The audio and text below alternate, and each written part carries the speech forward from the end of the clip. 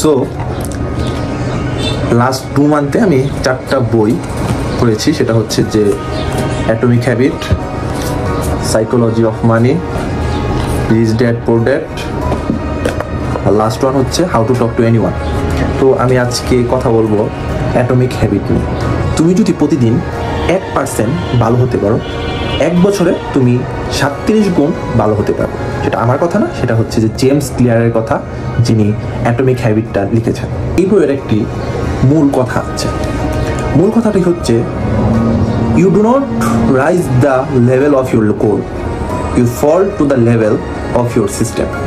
মানে শুধু লক্ষ্য থাকলেই হবে না, প্রতিদিন তুমি যেভাবে চলছো, তোমার অভ্যাসগুলো তোমার ভবিষ্যৎ তৈরি করছে।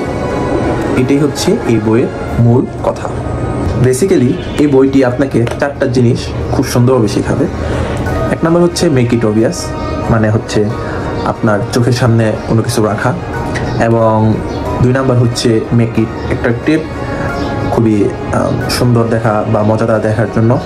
তারপরে হচ্ছে 3 নাম্বার মেক ইট ইজি, খুবই সহজভাবে কোনো কিছু করা।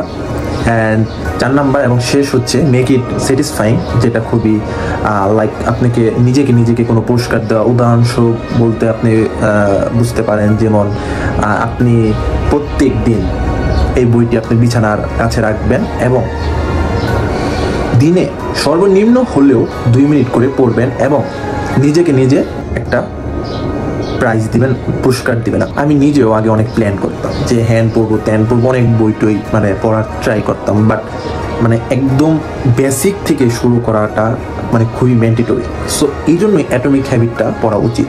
এটা আপনাকে খুবই ছোট জিনিস আপনাকে বড়োর দিকে নিয়ে যাবে। সো এটা এই জন্যই বলা হয়েছে যে অ্যাটমিক হ্যাবিট, ক্ষুদ্র জিনিস থেকেই অনেক বড় একটা চেঞ্জ আপনার মধ্যে আসবে। সো অ্যাট লাস্ট আমি এটাই বলতে চাই, যদি আপনি আপনার লাইফে ডিসিপ্লিন আনতে চান তাহলে আপনার এই বইটি পড়া মাস্ট, দরকার, কিন্তু মাস্ট।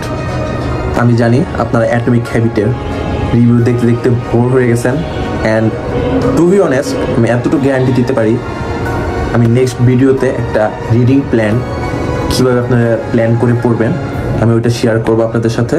সো ওইটা যদি আপনারা জানেন কীভাবে পড়তে হয় বা কীভাবে প্ল্যান করে পড়লে বেটার হয়, সো ওইটা জানলে আপনারা ইনশাল্লাহ আপনারা খুবই আগ্রহ হবেন পড়ার জন্য। সো আজকে ভিডিওটা এই পর্যন্তই ছিল। ভালো থাকবেন, সুস্থ থাকবেন, আল্লাহ হাফেজ।